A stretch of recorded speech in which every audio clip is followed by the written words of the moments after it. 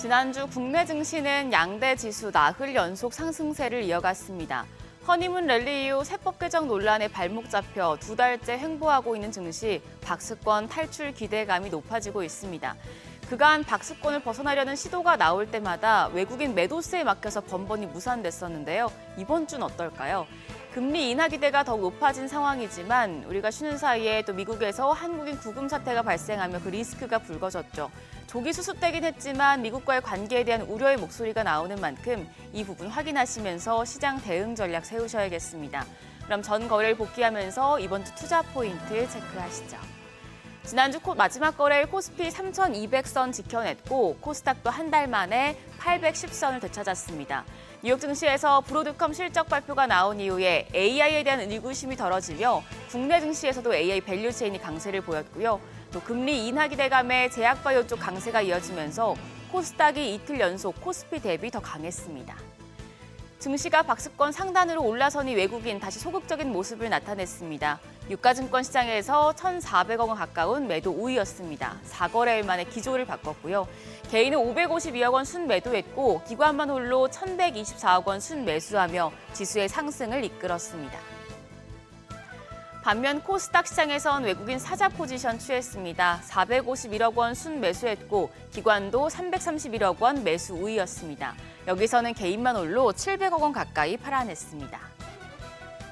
코스피 시가총액 상위 종목단에서는 반도체와 바이오 대표주가 강했습니다. 삼성전자는 7만 원을 내줬지만 SK하이닉스 2분기에도 디램 점유율이 삼성전자를 추월했다는 소식이 나오며 3%대 강세 기록했습니다.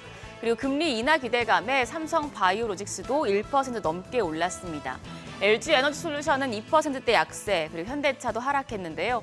장중에 미국이 현대차와 LG 에너지솔루션의 합작 배터리 회사 공사 건설 현장에서 한국인 300여 명을 체포했다는 소식이 나왔었고 주말 사이에 사태가 수습이 됐는데 리스크가 해소될지 아니면 미국 투자에 대한 리스크가 더 커질지 주가 방향 체크하셔야겠습니다. 코스닥 시총 상위단에선 제약 바이오주가 대체로 강했습니다. 알테오젠과 파마리서치 등이 상승했는데 특히 ABL 바이오는 알츠하이머병 치료제 기술 이전 기회가 커지고 있다는 전망에 주가가 8% 가까이 뛰었습니다. 환율은 소폭 내렸습니다. 정규장 마감 시간 달러 기준 1원 50전 내린 1,391원에 거래를 마쳤습니다. 이후 시장에서 기다리던 미국의 고용 보고서가 발표됐죠. 고용 상황이 예상보다 악화한 것으로 나오자 금리 인하 기대감이 커졌고 달러 약세에 원화 강세 흐름이 나타났습니다.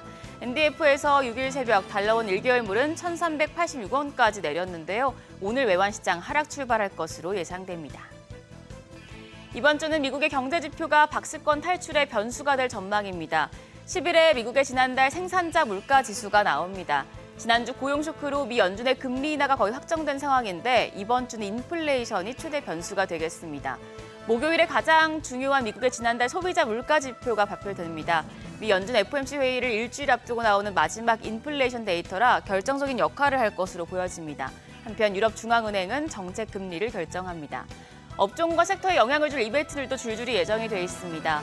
오늘 북미 재생에너지 전시회가 열리고 내일은 IAA 모빌리티 위넨보터쇼가 개최됩니다. 또 두나무 업비트 D 컨퍼런스도 열리는데요.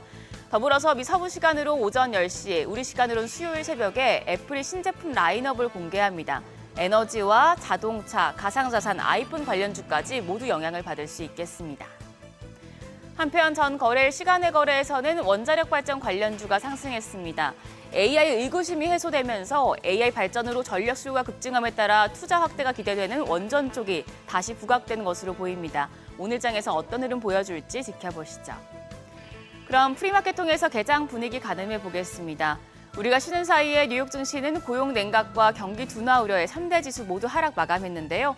현재 코스피, LG 에너지솔루션 제외하고 나머지 종목들은 흐름 좋아 보입니다. 삼성전자가 0.43% 반등하며 거래가 69,800원이고요. SK하이닉스가 상승세 이어가고 있습니다. 프리마켓에서는 1.46% 강세, 거래가는 277,500원입니다. LG 에너지솔루션은 아무래도 한국인 구금 리스크가 있었기 때문에 좀 타격을 받을 것으로 전망이 되는데요. 현재 2.3% 내림세, 거래가는 33만 5천 원이고요. 한편 삼성 바이오로직스가 0.2% 가까운 오름세, 한화 에어로스페이스도 0.3% 올라갑니다. 거래가 92만 3천 원으로 집계되고 있습니다. 코스닥 시총 상위 종목을 보면 시총 1위 알테오젠만 상승세 이어가고 있습니다. 코스피 이전 상장 기대감이 불거진 이후에 계속해서 오름세 이어가고 있는데요. 2.5% 강세 48만 7,500원이고요.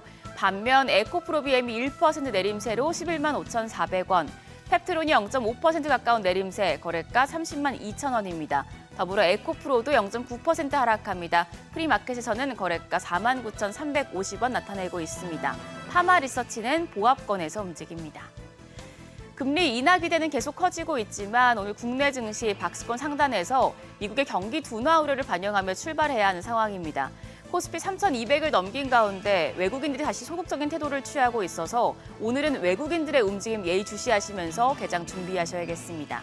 지금까지 어제장 오늘장이었습니다.